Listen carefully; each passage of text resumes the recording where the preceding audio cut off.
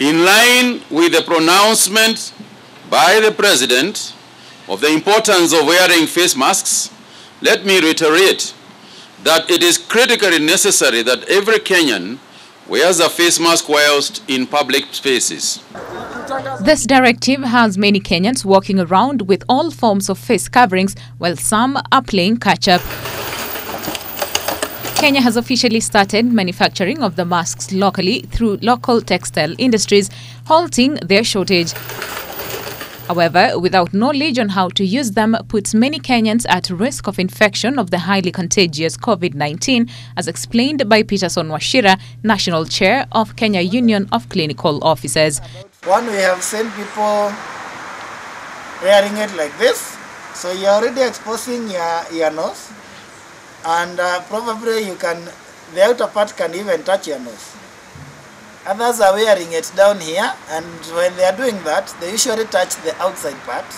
So you already contaminated your hands, and you might feel itchy, maybe in your eyes or in your nose, and then you scratch, and you are actually infecting yourself. I've also seen some people putting it above, from here. All those are actually risky, and they are going to actually contaminate you. So what's the right way to wear the masks? Before taking your surgical mask, you have to wash your hands or sanitize your hands so that you don't bring the contamination on the inside and then you infect yourself. Then you are going to wear so that it covers from your nasal bridge to your chin, and make sure it's comfortable, so that later you don't start adjusting. When you start adjusting, you can actually infect yourself.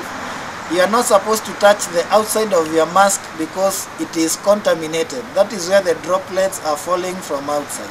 Peterson says, depending on a person's risk of exposure, all surgical masks should be worn for a few hours and discarded properly. What about the reusable ones? You can just wash with soap. That will help, and then you can air it out. But number two, you can also get your jig. Then your jig, you can do a simple formula, which is the percentage of chlorine in your jig. I'm told most of it is about 5%. So that will be 5% over 0.5. 0.5 is the concentration you want, times 1. The number you get is the number of water parts that you will combine with your jig. So if you get like 7, you can take maybe 1 cup of jig to maybe 7 cups of water. That will make a 0.5% concentration. Then if you are going now to wash your reusable mask using that, and then you air it out, it will actually be ready for you to use the next time. When discarding the masks, one is advised not to touch the area that covers the nose and mouth to avoid contamination. When you are removing, please do not touch the front of the mask because it's contaminated. Before you remove, either wash your hands for 20 to 40 seconds. For medics, we usually wash for 40 to 60 seconds. Then, once your hands are clean, you should approach it from behind your ears, and then you make sure you don't contaminate yourself.